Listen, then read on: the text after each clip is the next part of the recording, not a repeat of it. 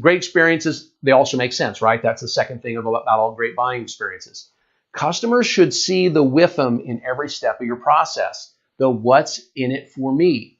It should make sense to the customer. I understand why he's doing this. I understand why they're doing that. I understand what's on the iPad in front of me. They should see the WIFM, what's in it for me in every step of your process. And everything they do at your dealership should make sense to the customer.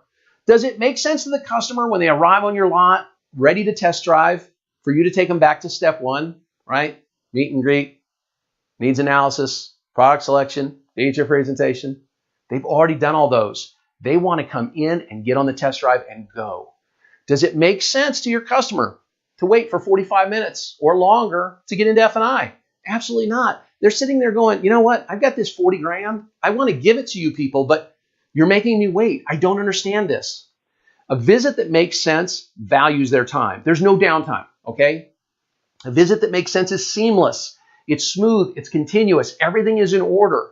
A visit that makes sense is transparent. That means there's no mystery throughout. There's no mystery at all. A visit that makes sense gives them a sense of buying, not of being sold, okay? And a visit that makes sense is even fun. Steve, it's a car purchase. It's fun? Yes, this is a huge purchase for them, okay? It should be fun. So how do you make it fun and seamless? We do this by engaging them throughout the process, okay? Engagement changes their clock, their concept of time, if you will. This is what makes it efficient, keeping them engaged, keeping them doing things. Again, think about it. What takes longer? What feels like it takes longer? Watching a 30-minute TV show or sitting in a waiting room with nothing to do for 30 minutes? Clearly, the process will seem efficient if we keep them engaged. And we can keep them engaged with things like iPads that have the F&I products on them, that take them through. Even if we're not going to have them buy the F&I products with a product specialist yet, even if they're still going to go see the F&I manager, imagine your offline process that presents them the products, takes them through, lets them self-educate, lets them self-select and see what it does to their payment before they get into F&I. I guarantee you, you're going to see higher back-end grosses just by implementing that little piece because it's an engagement. It's an efficient process. It starts to make sense to the customer. And by the way, engagement is easy if your processes keep the rep with the buyer the entire time. Engagement is easy if you have a kiosk or an iPad where the process starts versus a rep disappearing right to scan their license. So imagine I step on your lot, right, to buy, and your salesperson says, hey, what vehicles did you come to see today? And I say, well, I came to see this 2015 Civic you've got on AutoTrader. And he says, great, give me your license, sir. We'll go scan it so we can get you out on a test drive. And he walks me to a kiosk and he scans my license and he keeps me engaged. That's engagement. That makes it efficient, right? Now, you're already using applications like AutoFi, right, where the rep consults on a purchase. That's what makes engagement easy.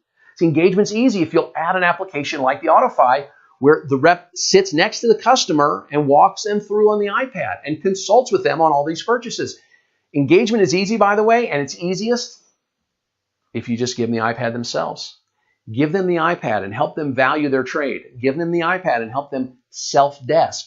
Give them the iPad so that they can choose F&I products and select the lender. That's engagement.